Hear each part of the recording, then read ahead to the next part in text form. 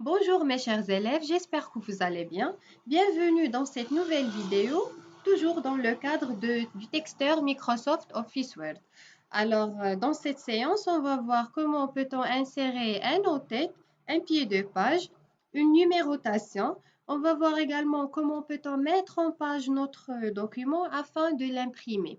Donc, pour ce faire, je vais prendre l'exemple de ce document-là. Je vais commencer par insérer un en-tête.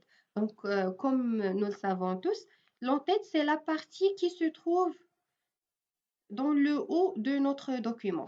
Donc, pour insérer un en-tête, on a deux méthodes. La première, c'est de survoler cette partie-là avec le curseur de la souris et faire un double-clic. Donc, vous voyez, le double-clic permet d'activer le mode en tête.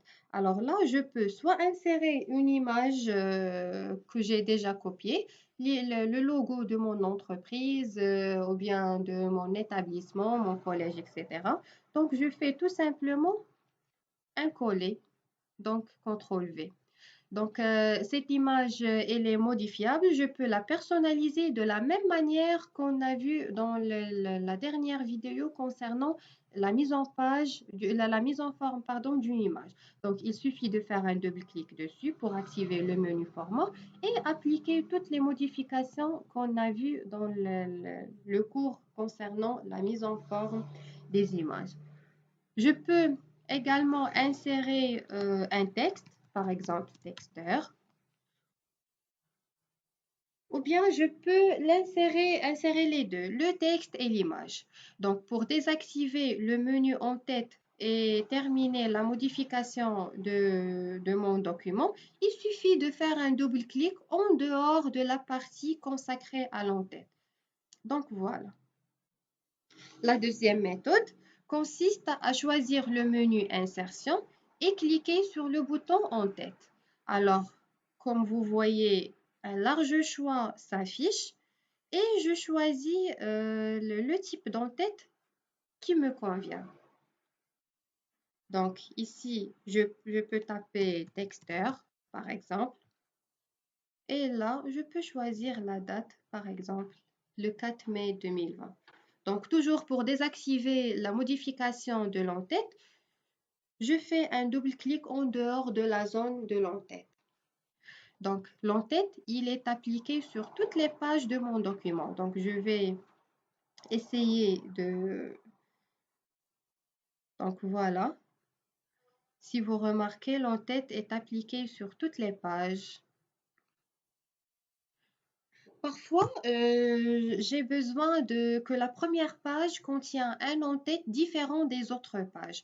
Pour ce faire, je vais cliquer sur la première page, sur la partie de l'en-tête concernant la première page et je coche la case première page différente.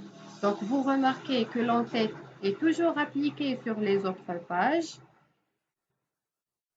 mais il est disparu de la première page. Alors là, je peux insérer un autre en-tête, texteur par exemple.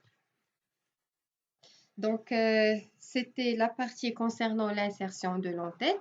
Donc, passons maintenant à l'insertion du pied de page.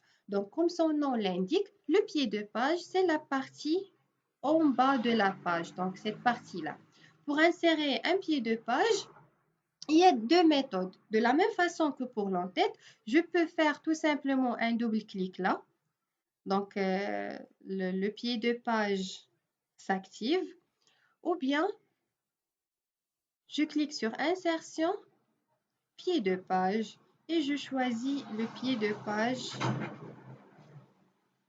qui convient au style de l'en-tête que j'ai appliqué.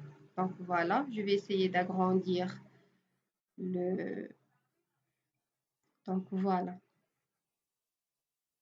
Donc j'ai choisi que mon pied de page porte le numéro de la page. Je peux par exemple insérer autre chose, Texteur ou bien Microsoft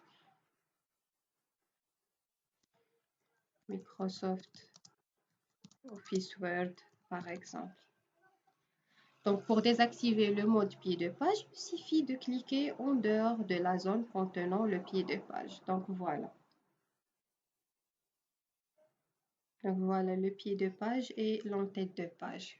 Concernant la numérotation, donc, elle me permet de numéroter mes pages. Donc, pour numéroter les pages de mon document, soit j'utilise le pied de page ou bien la numérotation. Le pied de page peut nous servir pour numéroter notre document ou bien pour ajouter des informations comme ce qu'on a fait dans ce cas-là. Alors, pour insérer une numérotation, je dois supprimer le pied de page que je viens d'insérer.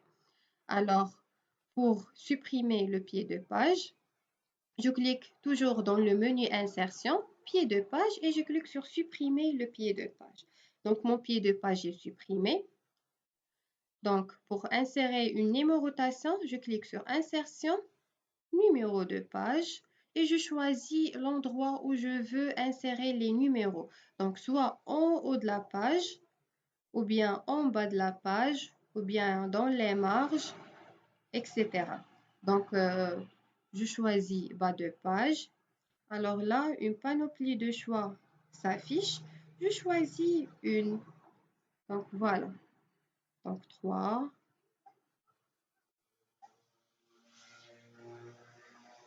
4, 5, etc. Donc, passons maintenant à la mise en page et l'impression de mon document. Pour avoir une impression correcte, je dois commencer par mettre en page mon document. Alors, pour réaliser la mise en page, je choisis le menu Mise en page. Alors là, je peux personnaliser les marges. Donc, les marges sont les espaces qui se trouvent en haut, en bas, à droite et à gauche. Donc, je choisis des marges normales, étroites, modérées, larges, etc. Je choisis également l'orientation. Donc, ici, j'ai l'orientation portrait ou bien l'orientation paysage. Donc, dans l'orientation portrait, j'ai ma page en longueur. Dans l'orientation paysage, j'ai ma page en largeur. Donc, je peux modifier la taille, je peux mettre mon texte en colonne. Donc, je vais pas faire la démonstration de cette option-là parce qu'on l'a déjà fait dans les dernières vidéos. Donc, je peux insérer des sauts de page, un filigrane. Je peux modifier la couleur de page. Donc, comme vous voyez, je peux choisir la couleur qui s'applique en temps réel sur mon document. Donc, par exemple, je peux insérer une bordure de page. Donc, 3D par exemple. Je choisis cette épaisseur, cette largeur de trait, appliquée à tout le document. OK. Donc, puisque j'ai choisi le noir, la bordure n'est pas claire. Donc, je vais choisir le gris. Donc, voilà. Donc, la bordure est appliquée sur tout le document. Je peux, pour la filigrane, c'est un texte qui s'insère sur toute la feuille, sur toute la page de mon document. Donc, je peux choisir cette manière-là ou bien celle-ci ou bien... Donc, après avoir terminé la mise en page de mon document, il me reste que de l'imprimer. Donc, pour imprimer le document, je clique sur ce bouton-là et je choisis imprimer. Je peux choisir aperçu avant impression. Donc, si tout va bien et si ma page est bien présentée, je peux fermer l'aperçu pour commencer l'impression. Sinon, je peux, sans fermer l'aperçu, cliquer sur le bouton imprimer. Alors, lorsque je clique sur le bouton imprimer, une boîte de dialogue s'affiche. Ici, je peux choisir d'imprimer toutes les pages ou bien seulement la page en cours ou bien de désigner les pages que je veux imprimer. Alors, pour choisir certaines pages à imprimer, il suffit de taper le numéro de la page suivi d'un point-virgule et taper un espace, insérer la page suivante, un point-virgule, un espace, la page suivante, etc. Donc ici, j'ai choisi d'imprimer la page 1, la 4e page et la 7e page.